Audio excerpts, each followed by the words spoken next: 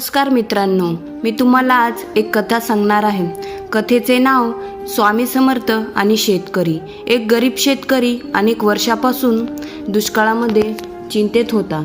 तो रोज स्वामी समर्थ त्याच्याकडे जाऊन म्हणायचा, स्वामी, माझ्या घरात अन्न नाही, शेतात पिकत नाही, माझे काय होणार? स्वामी प्रत्येक वेळी शांतपणे एवढंच म्हणायचे, भिवू नकोस, मी तुझ्या पाठीशी आहे. एके दिवशी स्वामींनी त्या शेतकऱ्याला सांगितले, उद्या सकाळी सूर्योदयापूर्वी तुझ्या शेतात जा. शेतकरी गेला.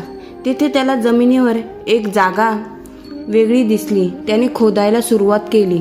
थोड्याच वेळात त्याला मातीखाली पुरलेले काही जुने नाणे आणि दागिने सापडले.